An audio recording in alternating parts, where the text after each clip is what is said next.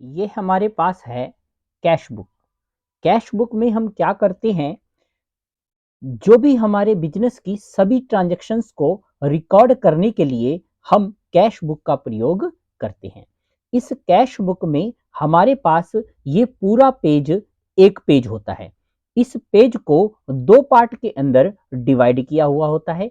एक साइड जो होती है वो हमारी होती है रिसिप्ट साइड, और दूसरी साइड जो होती है वो हमारी होती है पेमेंट साइड। इस रिसिप्ट साइड के अंदर सबसे पहले हमारे पास आता है डेट। डेट के अंदर हम क्या लिखते हैं, जो भी हमारी ट्रांजैक्शन की डेट है वो आपने डेट यहां पर लिखनी होती है। जो हमारे पास यहां पर पर्टिकुलर के अंदर हम डिटेल लिखते हैं, और लेजर फोलियो पृष्ठ संख्या के अंदर हमें लेजर का पेज नंबर लिखना होता है। जब हम कैश बुक से लेजर के अंदर पोस्टिंग करेंगे तो इस एंट्री को हम किस पेज पर, यानी ये खाता हम किस पेज के ऊपर ओपन कर रहे हैं, वो पेज नंबर हम यहां पर डालते हैं। अमाउंट के अंदर हमें टोटल अमाउंट लिखना है। यदि वो अमाउंट पैसे में है तो वो पैसे यहां लिखे जाएंगे। उसके बाद इस अमाउंट का टोटल होकर के हमें टोटल के अंदर लिखना है। यदि पैसे हैं तो पैसे हम पैसे के अंदर लिख देंगे। इसी प्रकार हमारा राइट हैंड पे दूसरी साइड पेमेंट साइड में भी सेम यही कॉलम हमारे पास होते हैं। यानी सबसे पहले डेट के अंदर हम डेट लिखते हैं, पार्टिकुलर के अंदर डिटेल, और लेजर पृष्ठ संख्या के अंदर लेजर का पेज नंबर, और यहां पर अमाउंट और इसका टोटल करके हम टोटल के अंदर लिखते हैं। अब जो भी हमारे पास आया वो हम रिसिप्ट के अंदर इस रिसिप्ट साइड के अंदर लिखते हैं। जो भी हमारे पास आएगा उसे हम किसे लिखेंगे, किस साइड लिखेंगे, रिसिप्ट साइड। जो हमारे पास से गया उसे हमें लिखना है पेमेंट साइड। उसके बाद जो भी हमने लिया वो हमारा किस साइड आएगा, रिसिप्ट साइड। कुछ हमने दिया वो हमारा आएगा पेमेंट साइड। उसके बाद जो हमारी प्राप्तियां हैं वो हमारी आएंगी रिसिप्ट साइड। जो हमारे भुगतान हैं वो हमारे आएंगे पेमेंट साइड। जो हमें लाभ हुआ है वो हमारा आएगा रिसिप्ट साइड, और जो हमें हानि हुई है वो हमारा आएगा पेमेंट साइड। प्रॉफिट हुआ है तो वो भी हमारा किस साइड आएगा, रिसिप्ट साइड। अगर हमें लॉस हुआ है तो वो हमारा आएगा पेमेंट साइड। और जो हमारे पास आय है वो हमारी आएगी रिसिप्ट साइड, और जो हमारा व्यय है वो हमारा आएगा पेमेंट साइड। जो भी हमारी इनकम है वो रिसिप्ट साइड, और जो एक्सपेंस है वो हमारा पेमेंट साइड। यहां पर इन शब्दों को हमारा बताने का पर्पज ये है कि कहीं पर हमारे पास आया होता है, कहीं पर लिया होता है, कहीं पर प्राप्तियां होती हैं, कहीं पर लाभ होता है, प्रॉफिट होता है, आय होती है और इनकम होती है।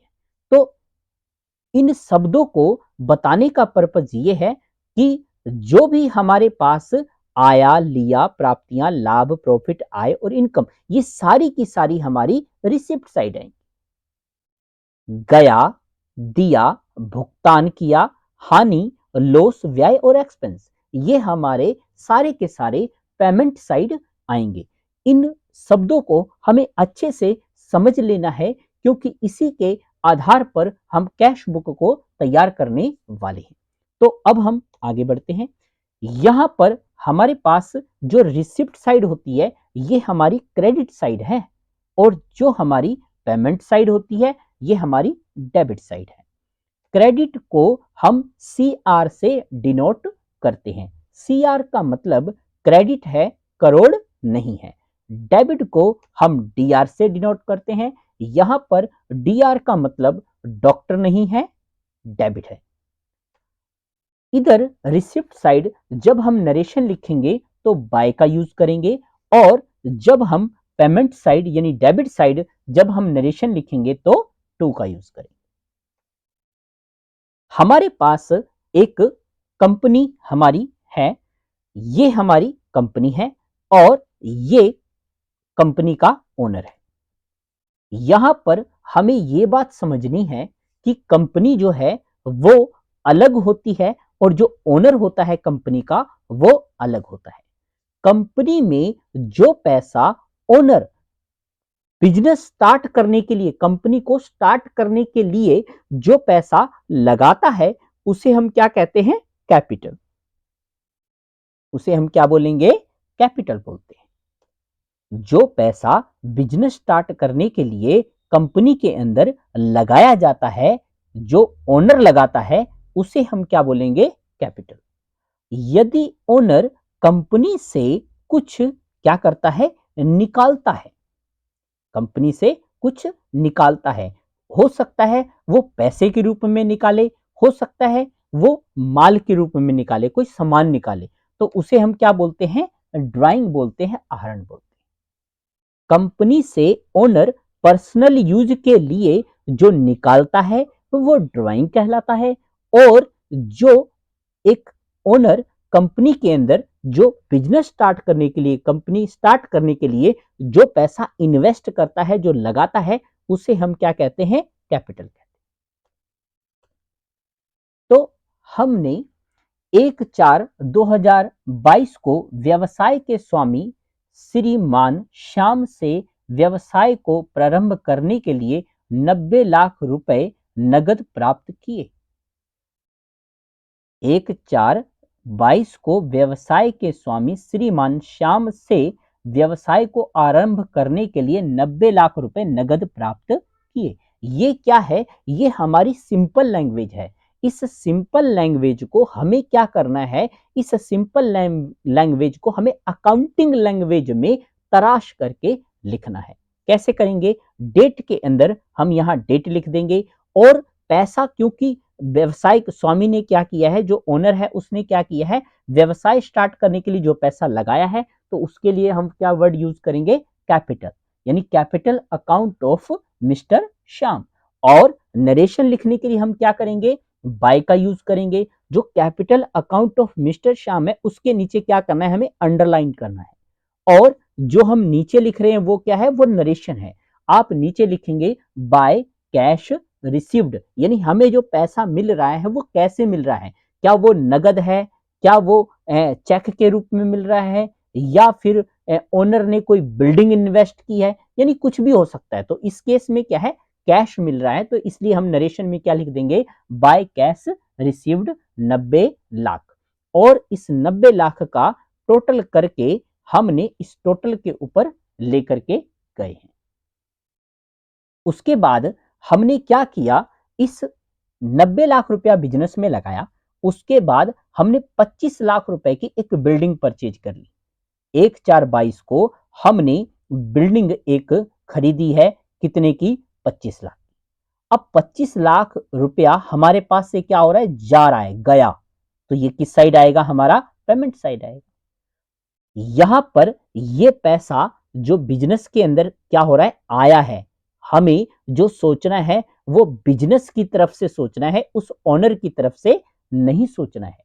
क्योंकि हम जो बुक्स तैयार कर रहे हैं वो हम किसकी तैयार कर रहे हैं? बिजनेस की तैयार कर रहे हैं, कंपनी के ओनर की तैयार नहीं कर रहे, और ना ही कंपनी के ओनर का कोई पर्सनल एक्सपेंस इसके अंदर लिखा जाएगा। क्लियर है?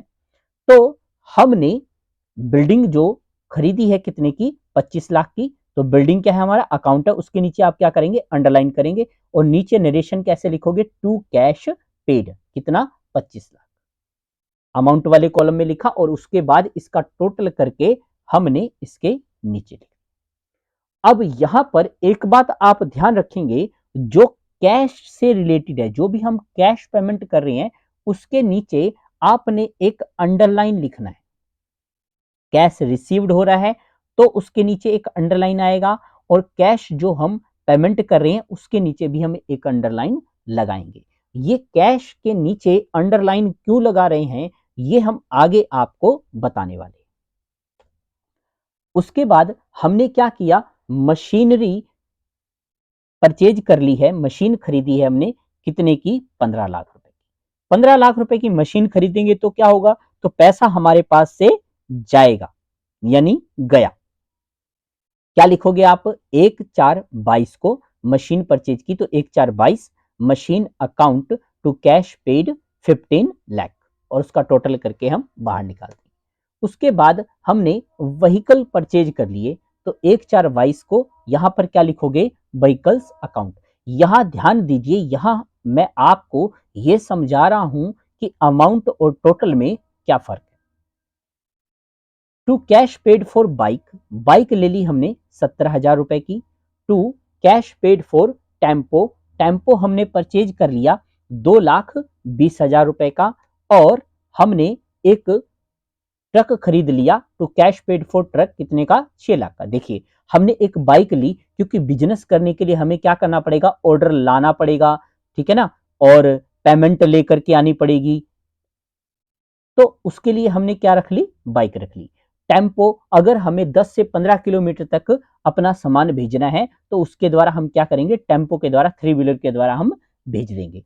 अगर हमें एक स्टेट से दूसरे स्टेट माल भेजना है तो उसके लिए हम ट्रक का यूज करेंगे। तो ये हमने व्हीकल अपने बिजनेस के लिए खरीद लिए।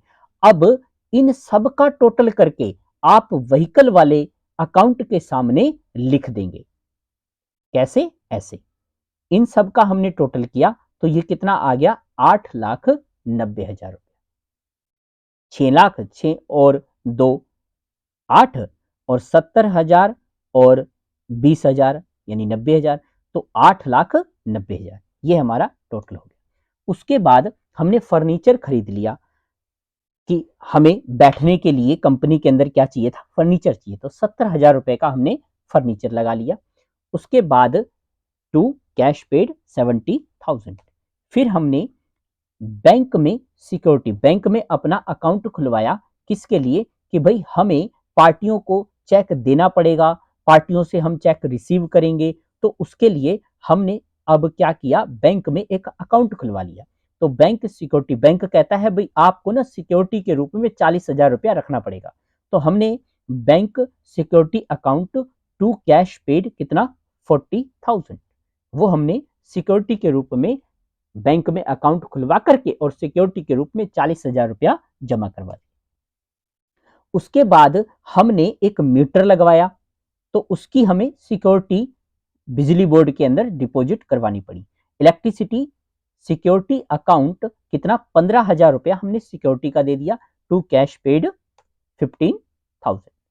उसके बाद टेलीफोन हमने लगवा लिया अपनी कंपनी के अंदर, तो टेलीफोन का सिक्योरिटी हमें देना पड़ा 1,000 टू कैश पेड 1,000। उसके बाद हमने अपनी कंपनी की ओपनिंग कर दी। क्या कर दिया हमने, ओपनिंग सेरेमनी, हमने अपनी कंपनी का मुहूर्त कर दिया, ओपनिंग करी, तो उसके ऊपर हमने हवन करवाया, मिठाई बांटी, तो उस समय ओपनिंग जो की उस पर हमारा 30,000 रुपया खर्च हो गया।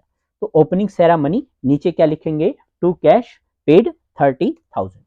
उसके बाद हमने अपनी कंपनी की एडवर्टीजमेंट पर खर्चा कर दिया 40,000 रुपया।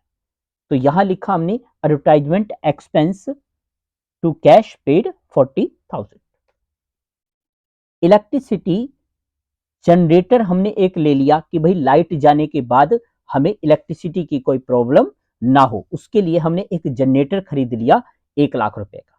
Electricity generator account to cash paid 1 lakh. उसके बाद हमने एचडीएफसी के अंदर बैंक में पैसा जमा करवा दिया 18 लाख रुपया। इसलिए भाई हम अपनी पार्टियों को क्या करेंगे, चेक से पेमेंट हमें करना पड़ेगा, तो उसके लिए हमने बैंक में पैसा एचडीएफसी के अंदर 18 लाख रुपया रख दिया। उसके बाद हमने कंप्यूटर ले लिया अपने अकाउंट्स मैनेज करने के लिए, कंप्यूटर और लैपटॉप खरीद लाई हम कितने का, 17,000 रुपए का। तो computer and laptop account to cash paid. उसके बाद हमने एक एसी लगवा लिया, air conditioner, AC account to cash paid कितने का, 2,10,000 रुपए का। उसके बाद हमने ऑफिस इक्विपमेंट के अंदर 7,000 रुपए, हमें ऑफिस का सामान, हमने जो ऑफिस के अंदर सजाने के लिए इक्विपमेंट हमने लगाए, वो 7,000 रुपए उसके ऊपर लग गए टू कैश पेड। तो हम क्या करेंगे, इस 90 लाख का यहां पर टोटल कर लेंगे। उसके बाद इस 90 लाख को हम लेकर के जाएंगे किस साइड, राइट हैंड पे, ऐसे। उसके बाद ये इस 90 लाख के रुपए के अंदर से हमने ये सारा क्या किया है, पेमेंट किया है। ये सारे हमारे क्या है, खर्चे हैं। तो इन सब का टोटल करके आप 90 लाख के अंदर से हम माइनस कर देंगे। इन सब का हमने जो टोटल किया वो हमारे पास आया कितना, 72,73,000 रुपया। हमने इस रिसिप्ट के अंदर से, जो हमारे पास टोटल रिसिप्ट है उसके अंदर से आप पेमेंट माइनस कर देंगे तो हमारे पास कैश इन हैंड आ जाएगा। यानी हम क्या करेंगे, 90 लाख के अंदर से 72,73,000 रुपया माइनस करेंगे तो हमारे पास 17,27,000 रुपया क्या आ जाएगा, कैश इन हैंड के रूप में आ जाएगा। आप यहां पर कैश इन हैंड निकाल देंगे कितना, 17,27,000।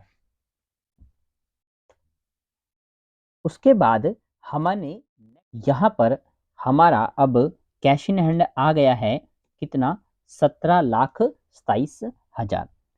अब हम यहाँ पर अपने परचेज के जो हमने बिल पहले बनाए हुए थे उनको हम कैश बुक में चढ़ाना सीख रहे हैं। तो जब हम परचेज करते हैं तो क्या होता है, हमारे पास से पैसा जाता है। जब पैसा गया तो वो उसको हम किस साइड लिखेंगे, डेबिट साइड लिखेंगे। और इधर हमने क्या लिखा, 2, 4 और 22 और यहाँ लिखा परचेज अकाउंट। ये हमारा बिल है परचेज का। हमने परचेज किया था मैसर्स हितेश ट्रेडिंग कंपनी से और उधार में परचेज किया था। और टोटल जो हमने परचेज किया था 2,50,000 रुपए का परचेज किया था। बिल नंबर हमारा 25 था। क्लियर। तो यहाँ पर हम लिखेंगे टू क्रेडिट मेमो नंबर 25 2,50,000, 2,50,000। उसके बाद हमने परचेज किया था मिस्टर समीर से। इसमें जो बिल नंबर है वो 980 है। जो परचेज बिल जो फाइल होती है वो हमारी कैसी होती है, नॉन सीरीज होती है। समीर का जो बिल नंबर है इसका कितना है, 980। ये हमने कैश में परचेज किया है। कैसे किया है, कैश में। और ये हमने जो टोटल खरीदा है वो 3,56,200 रुपए का परचेज किया है। तो यहाँ पर हम क्या लिखेंगे, टू कैश मेमो नंबर 980 रुपए 3,56,200। ध्यान दें क्योंकि ये कैश में है इसलिए हमें इसके नीचे क्या करना है, अंडरलाइन लगाना है। उसके बाद नेक्स्ट बिल जो है मिस्टर हितेश का, हितेश ट्रेडिंग कंपनी का। तो इससे हमने कैसे किया है, उधार में किया है, क्रेडिट का बिल है। और बिल नंबर कितना है, 65। और कितने का परचेज किया है, 1,75,000 का परचेज किया है। तो हम यहाँ पे क्या लिख देंगे, टू क्रेडिट मेमो नंबर 65 1,75,000। उसके बाद इनका टोटल कर लेंगे हम, 2,50,000, 3,56,200 और 1,75,000। तो हमारा टोटल आएगा 7,81,200 रुपये। उसके बाद क्योंकि ध्यान दीजिए, क्योंकि हमने ये क्या किया है, उधार में परचेज किया है। अब उधार में परचेज किया है तो हमारे पास हितेश से क्या किया है, कुछ आया है। हितेश से हमारे पास कुछ आया है तो हितेश का नाम किस साइड आ जाएगा, हमारे पास आया साइड, यानी रिसिप्ट साइड। तो यहां पर हम चढ़ा देंगे 2,4,22 Messrs Hitesh trading company by credit memo number 25 और 2,50,000। यहां पर आप कलर भी मैच कर सकते हैं। और दूसरा, क्योंकि ये उधार में है, जब उधार में होता है जिससे हमने उधार में परचेज किया, अगर आप उसका नाम नहीं लिखोगे तो बाद में हम पेमेंट किसे करेंगे। तो इसलिए क्या करना पड़ेगा, हमें उसका नाम लिखना पड़ेगा क्योंकि बाद में हमें क्या करना है, हितेश को पेमेंट करना है। नेक्स्ट हमारा बिल है किसका, समीर का। इससे कैसे किया था, हमने कैश में किया था। यानी हमने सामान क्या किया, परचेज किया और पेमेंट समीर को कर दिया। जब समीर को पेमेंट कर दिया तो फिर इसका हमें नाम याद रखने की जरूरत नहीं है, इसलिए आप इसका नाम जो हमारा रिसिप्ट साइड है इधर हम नहीं चढ़ाएंगे। नेक्स्ट है हमारा हितेश ट्रेडिंग कंपनी। ये भी कैसा है, ये भी हमारा उधार का बिल है। तो आप यहां पर क्या करोगे, इसका नाम क्योंकि हमें इसको बाद में क्या करना है, पेमेंट करना है। इसलिए हम क्या करेंगे, इससे हमारे पास क्या हुआ है, सामान आया है तो हम आया साइड चढ़ा देंगे, यानी रिसिप्ट साइड। यहाँ पर messrs Hitesh trading company by credit memo number 65 1,75,000। तो इस प्रकार से आप यहाँ पर परचेज के बिल चढ़ाना सीख चुके हैं। नेक्स्ट हम अब चढ़ा रहे हैं सेल के बिल। देखिए, जब हम सेल करते हैं तो क्या होता है, हमारे पास आता है। जब हम सेल करेंगे तो क्या होगा, हमारे पास आएगा। तो आएगा तो हम आया साइड यानी सेल अकाउंट 2/4/22 को हमने क्या किया, सेल किया। क्रेडिट मेमो नंबर 1 से कैसे किया है, उधार में किया है, और टोटल हमने कितने का सेल किया है, 4,15,000 रुपए का। किसको सेल किया है, मेसर्स धीमान ट्रेडिंग कंपनी को हमने सेल किया है। तो यहां हम लिखेंगे बाय क्रेडिट मेमो नंबर 1 4,15,000 रुपए। उसके बाद हमने किसके माल बेचा है, मेसर्स सोहन ट्रेडर्स को, बिल नंबर 2। और ये कैसे है, ये हमारा कैश में है। कितने का है, 2,90,000 रुपए। तो आप यहां पर क्या लिखोगे, बाय कैश मेमो नंबर 2 कितना, 2,90,000। और कैश में है इसलिए क्या करना है, हमें इसके नीचे अंडरलाइन लगाना है। उसके बाद हमने किसको माल सेल किया है, मेसर्स शर्मा ट्रेडिंग कंपनी को। बिल नंबर क्या है हमारा, 3। कितने का किया है, 1,82,000 रुपए का। तो यहां पर हम क्या लिखेंगे, बाय क्रेडिट मेमो नंबर 3 1,82,000। और उसके बाद इन सब का हम टोटल कर लेंगे, 4,15,000 प्लस 2,90,000 प्लस 1,82,000। इसका टोटल लिखेंगे आप किसके, सेल अकाउंट के सामने, 8,87,000। अब जिस को हमने क्या किया है, उधार में माल सेल किया है। अब हमने सेल तो कर दिया, लेकिन हमें यही नहीं पता कि किस पार्टी से मुझे कितना पैसा लेना है, यानी उस पार्टी का नाम क्या है। तो हमें क्या करना पड़ेगा, उस उसको हम हमारे पास से उसके पास क्या गया है, उसको हमारे पास से उसके पास गया है। तो गया साइड हम इधर लिखेंगे किसका, पार्टी का नाम। पार्टी का नाम क्या है, मेसर्स दीवान ट्रेडिंग कंपनी। मेसर्स दीवान ट्रेडिंग कंपनी को हमारे पास से सामान जो है वो गया है। टू क्रेडिट मेमो नंबर आप लिख देंगे कितना, 01 4,15,000। तो इससे हमें पैसा लेना है, भाई हमने इसको उधार में बेचा है। तो जब तक आप इसका नाम नहीं लिखोगे तो हमें कैसे पता चलेगा कि किस पार्टी से कितना पैसा लेना है। ठीक है, इसी प्रकार हमने कैश में किसे बेचा है, हमने जो कैश में सेल किया था किसको, मेसर्स सोहन ट्रेडर्स को। तो इसका आपको नाम लिखने की जरूरत नहीं है, क्योंकि हमने इसको सेल किया और इसने साथ साथ हमें पेमेंट कर दिया। उसके बाद हमने किसको माल सेल किया, मेसर्स शर्मा ट्रेडिंग कंपनी को, बिल नंबर 3 के अगेंस्ट। तो इसका नाम आप यहां पर क्या कर दोगे, लिख देंगे messrs Sharma trading company to credit memo number 25 1,82,000। यहां पर आप परचेज और सेल के बिलों को चढ़ाना सीख चुके हैं। अब हम इसके अंदर एक्सपेंस को चढ़ाना सीख रहे हैं। हमने रेंट दे दिया, कितने का, 35,000 रुपए। तो रेंट कैसे दिया, हमने कैश में दिया है। तो इसके लिए हमें क्या करना है, उसके नीचे अंडरलाइन लगाना है, यानी rent expense account to cash paid कितना, 35,000। और उसके नीचे अंडरलाइन, और हम रेंट के बाहर उसके सामने उसको लिख देंगे। इसी प्रकार हमने सैलरी दी है, तो सैलरी एक्सपेंस कितना हुआ है हमारा, 65,000 टू कैश पेड।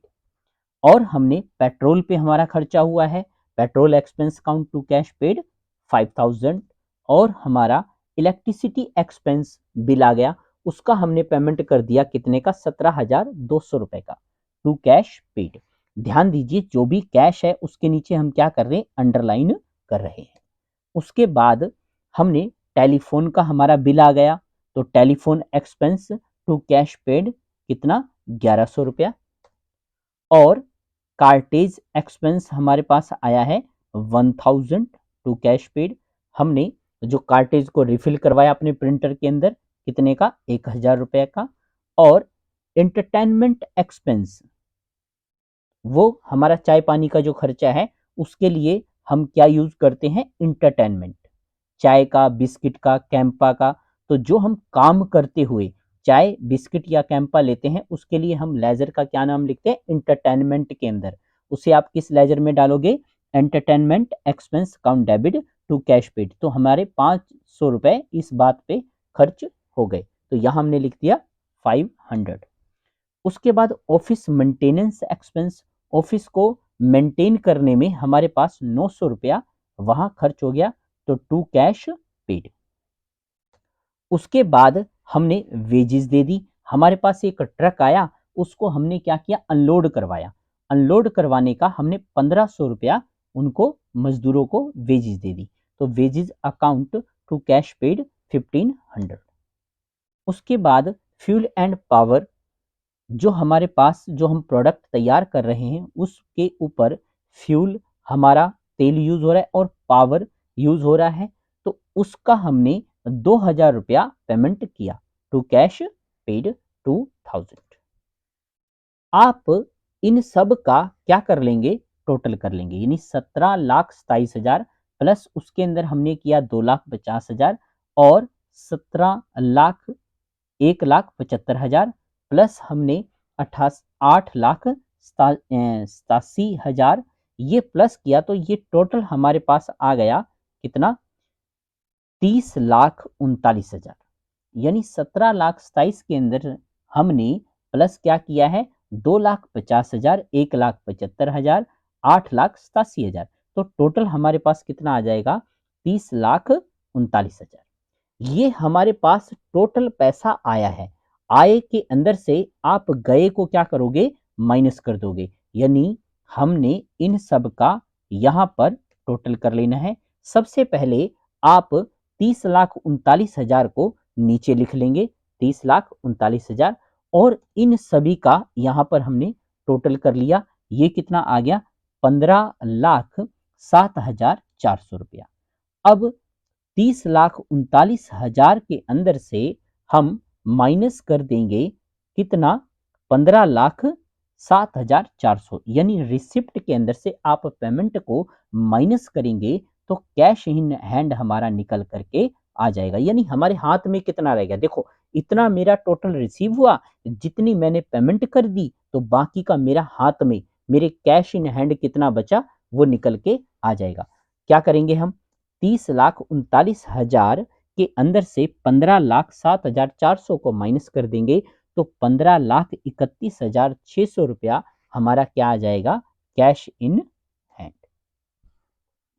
ठीक है, तो अब जो हमारा कैश इन हैंड 15,31,600 रुपया आया है, क्या ये जो हमारा आ रहा है क्या ये बिल्कुल ठीक है, बिल्कुल ओके है। इसके लिए हम क्या करते हैं कैश इन हैंड की वेरिफिकेशन। यहां पर अब आप सीख रहे हैं कि जो हमने कैश इन हैंड निकाला है क्या वो मेरा कैश इन हैंड करेक्ट है। तो उसके लिए हम क्या करेंगे उसको वेरीफाई करेंगे।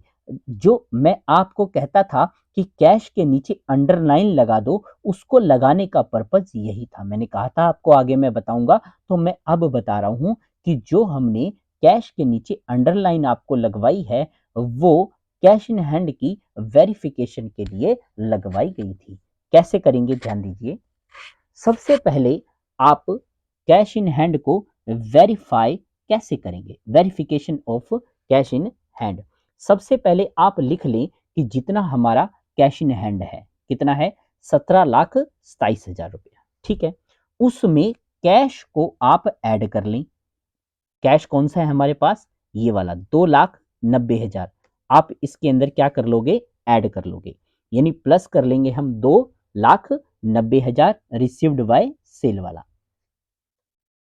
ये हमारे पास टोटल हो गया 20,17,000, यानी टोटल हमारा कैश इन हैंड कितना आ गया, 20,17,000। ठीक है, अब हमने जो पेड किया है, परचेज करते हुए हमने क्या किया है, पेड किया है, उन सभी एक्सपेंसेस को हम क्या कर लेंगे, ऐड कर लेंगे। यानी परचेज वाला जो हमारा कितना है, 3,56,200, ये आप 3,56,002 क्या कर दोगे, 3,56,200 क्या कर देंगे, हम माइनस कर देंगे। उसके बाद आप जो भी हमारी ये खर्चे हैं, इन सबको हम टोटल कर लेंगे। यानी total cash paid for all expenses, जो हमने एक्सपेंसेस पे जो टोटल कैश पे किया है, वो हमने दिया है 1,29,200। ठीक है, 20,17,000 के अंदर से हम माइनस कर देंगे 3,56,200, और हमने माइनस कर देंगे अपने total cash paid for expenses को 1,29,200। तो ये हमारे पास निकल के आ जाएगा 15,31,600। Verify with cash in hand, जो आप end of the page check कर सकते हैं, ये हमारा 15,31,600, और यहाँ पर भी हमारा आ गया 15,31,600। यानी जो हमने कैश इन हैंड निकाला है वो बिल्कुल हमारा करेक्ट है, बिल्कुल ठीक है। यहाँ पर आपने परचेज और सेल बिलों को चढ़ाना, एक्सपेंस की एंट्री करना, जो हमारे कंपनी के अंदर जो हमारे खर्चे होते हैं उनको हम कैश बुक में कैसे लिखते हैं ये सीखा, और कैश इन हैंड की वेरिफिकेशन और ओपनिंग कैसे करते हैं ये सब आप यहाँ तक सीख चुके हैं। तो बाकी हम मिलते हैं नेक्स्ट क्लास में। आई होप आप बहुत अच्छे से इन चीज़ों को समझ चुके होंगे। यदि कुछ डाउट है तो आप इसको, इस वीडियो को दोबारा रिपीट करके देख सकते हैं। हम मिलते हैं नेक्स्ट क्लास में। Thank you.